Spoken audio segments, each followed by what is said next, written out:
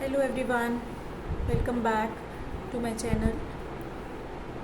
In the last lecture, we have already discussed about the regression analysis, in which the first method is discussed, like regression equation with the help of least square method. And the second method to find out the regression line is deviation from arithmetic mean, which is known as the direct method.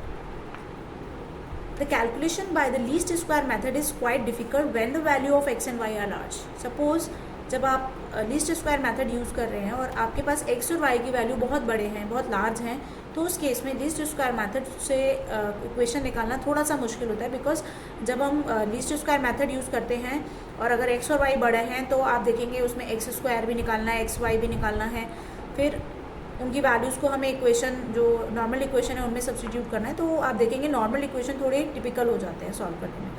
तो उस case में हम क्या करते हैं, so the work can be simplified by using the direct method. अब हम direct method को यूज़ करके भी अपने काम को आसानी से कर सकते हैं। सो what are the regression equation of x on y and what is the equation of x on y and what is the equation of y on x. So equation of x on y, this is equal to x minus x bar is equal to bxy y minus y. X minus x bar, this is x on y. So remember, x minus x bar written first is equal to bxy y minus y bar, where bxy is what? This is the regression coefficient of x on y, and the formula for bxy is equal to summation x minus x bar y minus y bar divided by summation of y minus y bar ka whole square, right? This x bar is mean of x, y bar is mean of y, right? Now regression equation of y on x, similarly y on x means you have to written y minus y bar first is equal to y on x, so byx x minus x bar, and byx is equal to the regression coefficient of y on x, which is equal to summation x minus x bar into y minus y bar divided by summation x minus x bar ka whole square. So basically this method is used when x and y are large, and we can't use at that time the least square method. What is the practical example of this direct method? Suppose x are these values and y are these values. So make a table for that.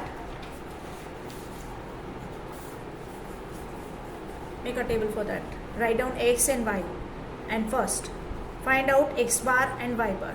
x bar is summation x upon n, y bar summation y upon n. ये method हमारे लिए useful है।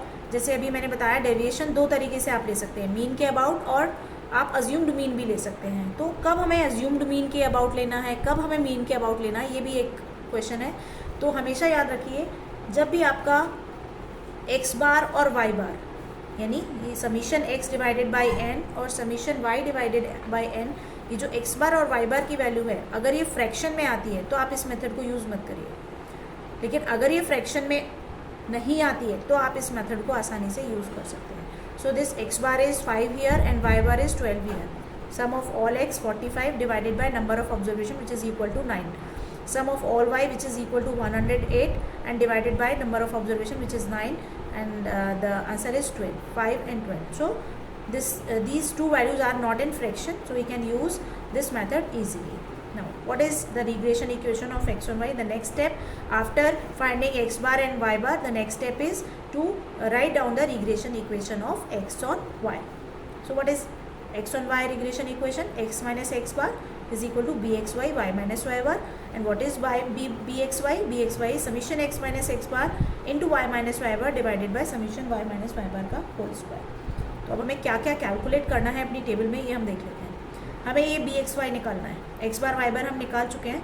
now bxy, इसमें हमें चाहिए x minus x बार, y minus y बार, उनका product और उनका y माइनस वाई बार का square.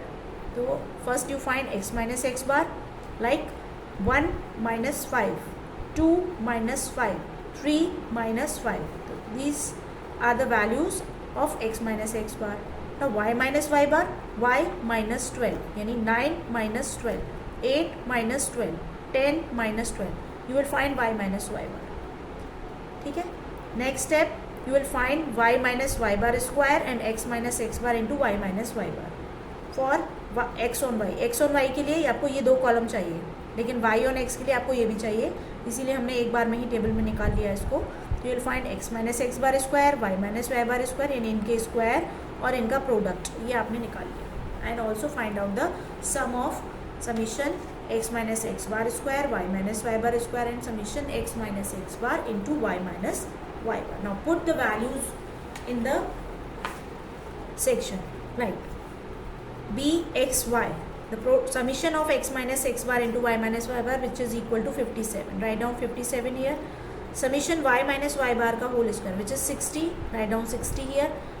So you will find 0.95. Right now, what is the regression equation of x on y? X minus x bar, x minus x bar is 5, is equal to bxy is 0.95, y minus y bar, y minus 12. Now solve. X minus 5, 0.95 y minus 0.95 into 12, multiply कर दिया, 5 को इधर ले गए तो x की value आ जाएगी यहाँ से, x is equal to what, x is equal to 0.95 minus 6.5, जो भी वैल्यू आ रही है वो ये आ जाएगी। तो ये क्या आ गई, आप देखिए इक्वेशन कैसी आ गई, x is equal to a plus b y, यहाँ पे a है माइनस के 6.5, b है 0.95, राइट। तो this is the equation of x on y, x is equal to a plus b y. Now next is regression equation of y on x. Similarly, first write down the formula, y minus y bar is equal to byx, x minus x bar. And what is byx?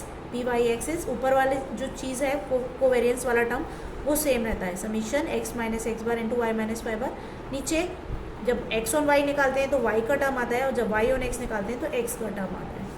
Now what is the value of, आप देखिए summation x minus x bar into y minus y बार 57 है और इसका square 60 है। तो बस आपको ये दोनों वैल्यू फिर से रख देनी है यहाँ पे, ये आपने यहाँ रख दी और इसे रखने के बाद आपने अपनी इक्वेशन लिखी है, y minus y bar 12 is equal to b y x, x minus x bar क्या था आपका 5। अब इसे थोड़ा सा कैलकुलेट कर लिया है, then you will find y is equal to 0.95x plus 7.25 और you can write it as y is equal to c plus d x. तो आप देख रहे हो ये जो दो इक्वेशन आपने निकाली, this is very important in the regression analysis. And how could you estimate the one dependent variable with the help of independent variable. इसमें आपको मैं बताऊं, जैसे अगर आप इस इक्वेशन से x की वैल्यू निकालेंगे तो कैसे निकलेगी, given value of y, for the given value of y you can easily find x, for the given value of x you can find y from this equation. तो हमेशा याद रखिए, जब y और x के बीच में रिलेशन निकालना है और x डिपेंडेंट है y पर तो ये इस तरीके की इक्वेशन बनेगी, और अगर x इंडिपेंडेंट है y x पे डिपेंड करता है तो ये इस तरीके की इक्वेशन बनेगी, y is equal to, and you can find y with the help of the, for the given value of x you can find x with the help of given value of y। Okay, so this is the regression equation of x on y। Now in the next video we will discuss the deviation method to find out the regression line with the help of shortcut method deviation about the assumed mean, right? Assumed mean के about हम deviation लेंगे, and this method is known as a shortcut method. Okay, thank you.